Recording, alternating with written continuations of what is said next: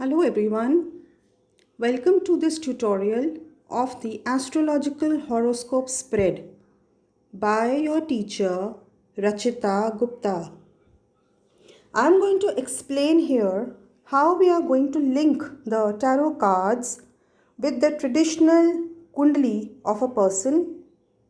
The tarot cards can also be used as a very insightful and informative source of information about a person's temperament, finances, love life, married life, professional life, and so many other questions that he may have in his life. Now, the traditional horoscope spread or the astrological spread is laid out in this fashion. This is a 12 card spread, and much like the traditional kundali, it will have 12 cards which are laid out in the same manner in which the houses or the bhavas of the horoscope are laid out. Let me start with the first house, that is this particular house here. We will identify this with this amethyst pyramid which is kept here. This is the beginning point of the spread.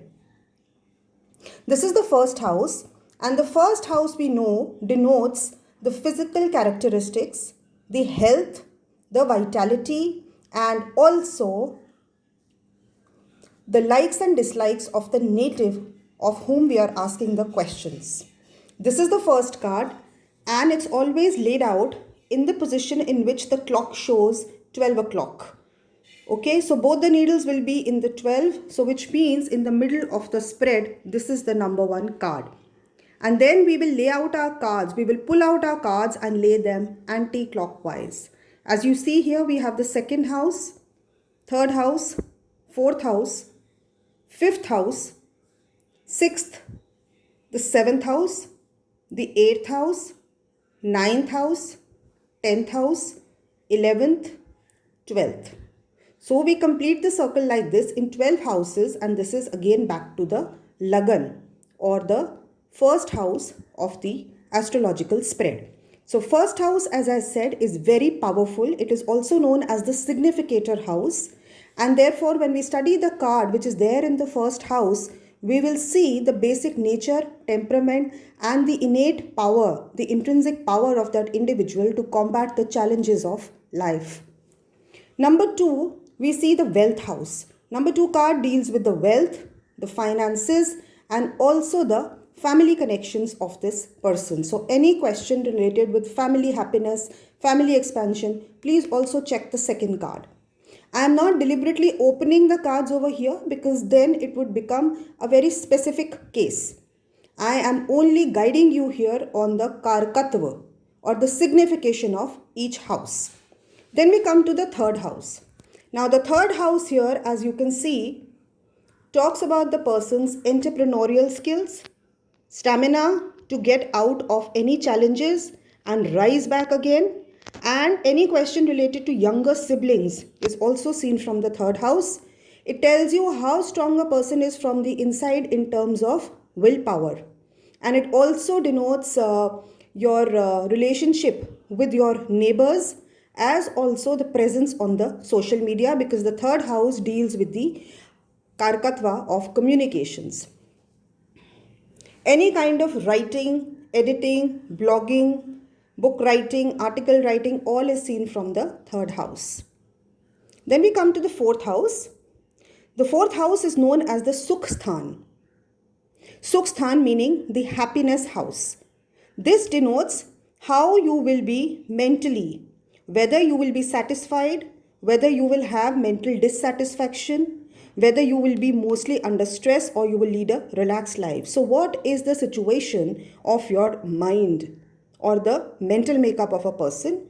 It also deals with issues related to your motherhood and also your childhood. If the spread calls for an investigation into these issues, please also look into the additional significations. Otherwise, this is the mind space. Fifth card. Fifth card is going to deal about the Santan Sukh, that is progeny, children. So any questions related to your children, especially your first child, your eldest child, related to fifth house? And also this is the romance, the love, and the excitement and thrill that you feel in life. So any question related to sports, any questions related to love marriage, any questions related to relationships, and how much is your passion quotient seen from the fifth house. Sixth house, this house deals with your loans, liabilities, and enemies. This is also the house or the card which will tell about your professional life, especially if you are working for the government or for the corporate sector. This house is not seen, or this card is not very important when a person is doing business. It's mostly about working for others. And all legal cases will also be seen as a supplementary card from the sixth house. Seventh house is your marriage house. Marriage house or the partner house. Kalatra Bhav. Kalatra Bhav means the other half. So you will see all questions related to marriage and all questions related to business partnerships also from the seventh house. Nature of the spouse and the nature of your married life can be seen from this card. Eighth house is known as the Randra Bhav, which means the leakage house or the dark house. This talks about any kind of sudden obstacles, accidents, delays, and disappointments, and also deals with your interest in the supernatural or the unknown, the occult. Ninth house, dealing with your Dharmasthan or the religion house. This talks about your interest in religion, your inclination towards spirituality, how much your higher studies will be, and also talks about travel within the country, that is long distance traveling. Ninth house is important to study also because it's a very strong supplementary to the Lagan, that is the first house, because 1 and 9 and 5 together make up the inner urges of the individual. They are also known as the Trikon houses or the Lakshmi houses, 1, 5 and 9. 10th house is very important because it tells about your search for identity in this life. It also talks about how much is your craving for establishing your own presence in the world. It is known as the Karmasthan. What kind of karma are you willing to do to establish your individual identity in this world? So we study it for self-employment issues. We will study it for any questions related to professional success. We will study it because it talks about your relationship with your father. It talks also about your ego and any kind of prestige issues that you may have. Then we go on to the next house. This is the 11th house. 11th house, again very important. Let's see the 11th house. 11th house is important. It is known as the house of gains or the house of income. Everybody wants gains and inflows into their life. It also stands for networking and your contacts and your friend circle. 11th house is important because if this house has a good card, a strong card in this, then a lot of the other loopholes of your other cards can be covered because the person will be able to capitalize on the opportunities that are given to him during this lifetime. So this talks about all the income sources. 12th house, known as the Moksha house. This talks about expenditures, large-scale expenses, and also your spiritual bent of mind. It says how much you want to understand the meaning of life, go in search of finding your deeper purpose in life, soul purpose in life. So any kind of such questions that make you think deeply are related with the 12th house. And then here we are back to Lagna.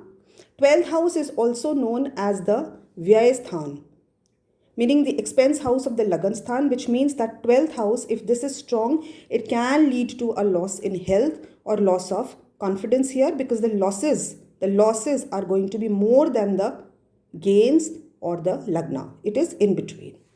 So this is how we study the various aspects of a person's life.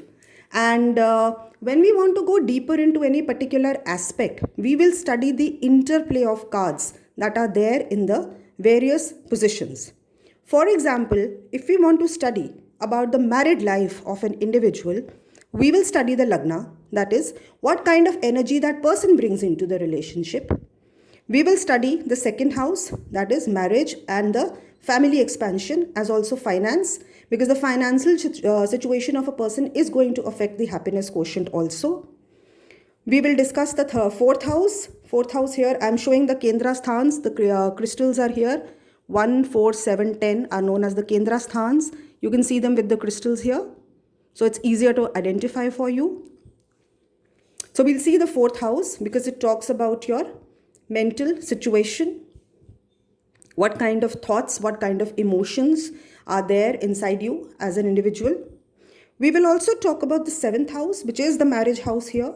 So we'll come to know about the quality and the energies of this marriage, that is the composite energies, and also about the nature of the spouse. We will see the ninth house. Ninth house shows your spiritual attitude towards life, how much you are committed and how much you think of marriage as an important institution of growth.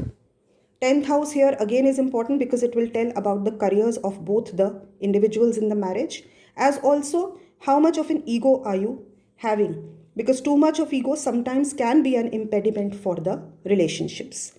We will also check the 11th house. So when we have seen here that we discuss any particular aspect of an individual, we have to see the cards in interplay with each other.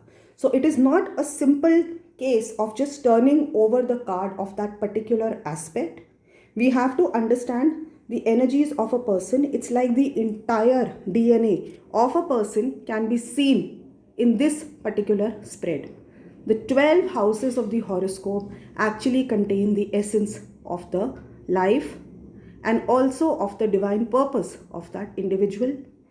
It should be studied with a lot of sacred feeling, and the various relationships between the houses should also be studied carefully before giving your client any guidance or remedies. Thank you so much. Hope you enjoyed this session. See you again soon.